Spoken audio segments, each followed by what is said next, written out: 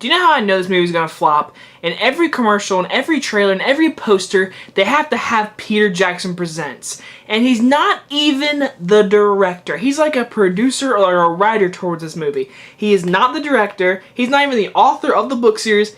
He's just the guy that wanted to bring it to life but didn't want to direct it. So you just know they're trying to get money because they want to put Peter Jackson's name on every single advertisement there's out there for this movie. Mortal Engines. This movie is directed by Christine Rivers, something like that, and it stars Hugo Weaving as our main villain, you could really say, in this movie. And it's basically set in the future, where basically the world is collapsed, the world is no more, and all the cities are gone. And now the cities are on these rolling big cars things, like an entire city. Like London is on this big tank truck thing, like a huge thing, and it just rolls around the earth, and it's just a city, and there's other cities around, and they all have their own thing. They have these little villages, they have little ones. Like, it's a very creative world how the cities are on these big truck things or car things, whatever they're called. I forget what they're called, but either way, the movie is set where London attacks this little village, and this girl is on it, and the girl wants to get on London because she wants to assassinate Hugo Weaving because apparently he did something bad to her mother and her face. She has a big scar on her face.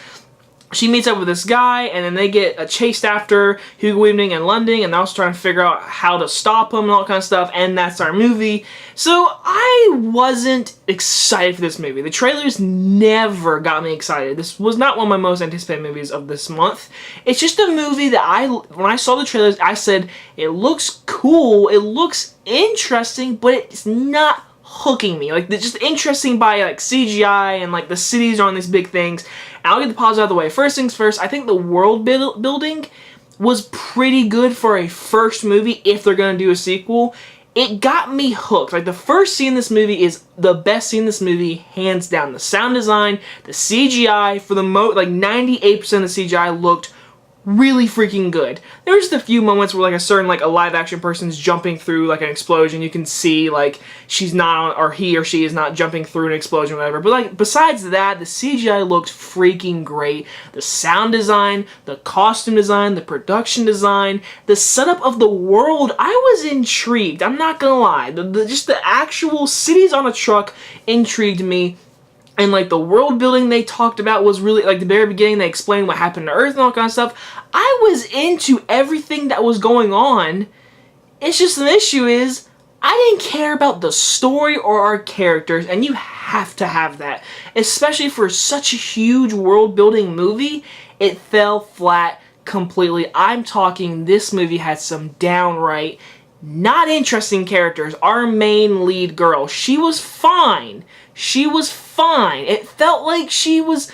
I feel like they could have got someone better, but she was fine for what it was. The guy, he was fine. Hugo Weaving was the actual good one. He was kind of over the top in a few parts, but he's the main villain in this movie. He was fine. Hugo Weaving does Hugo Weaving things. He's a good actor.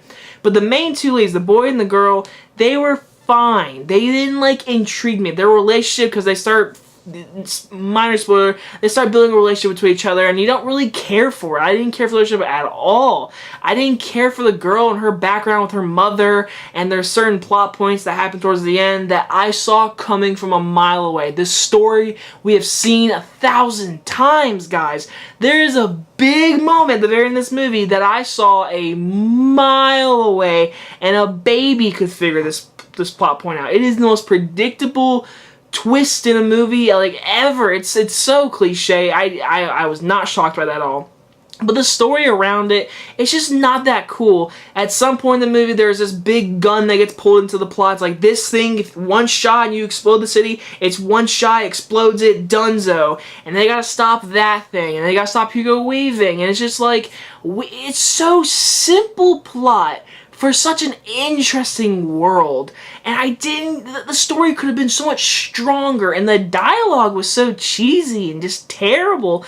The script ruined this movie. The movie has a great CGI set up world, but the script, the dialogue, the characters, the story literally ruins the movie. It is literally just stuff we've seen 1,000 times. There's nothing new and intriguing except for the world building. Again, I'm not gonna lie, I kind of want to see a sequel. I want to see this world expand. I want to go back to this world, But I don't want to go back to these characters. I don't want to go back to these villains that we got. I want to get some new characters and better characters and characters we care for. Characters we can go along with in this great imaginary world. That's what movies are supposed to do. Bring you in, suck you in. And you're supposed to do that with great characters. Star Wars would not be Star Wars without Han Solo or Luke Skywalker. Let's just say that facts. This movie needed a Luke or a Han or a Leia or a Darth Vader. This movie needed those characters to make this world even better, and this movie would have been awesome. But the script, the dialogue, the characters are absolute garbage. I don't remember a single name. I just remember Hugo Weaving sending his little bad robot thing, whatever, after them. He's like, and go after them, kill them both. Like, it's just, you've seen it and you've heard it before. I'm going to give Mortal Engines a very low C. It's a movie I was kind of looking forward to just because of the CGI and Peter Jackson, but it never really intrigued me. But when the movie started, I was intrigued, and then we met our characters in the story. I was like, okay, this is where we're going, and then it ended. I was like, that's it. Can we please get a sequel and some new characters, please? Anyway, guys, hope you guys enjoyed this review, and I'll see you guys on the next one. Bye-bye, guys.